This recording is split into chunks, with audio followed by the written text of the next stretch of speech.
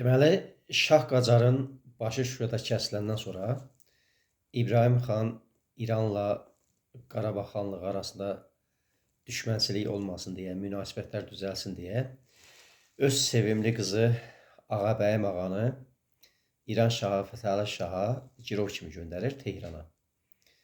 Deməli, Ağabəyim ağa özü də şairə xanım olub. O məşhur bir qəzəl var ki, əfsus ki, yarım gecə gəldi, gecə getdi, heç bilmədim ömrüm necə gəldi, necə getdi. Bax, bu qəzəlin müəllifidir.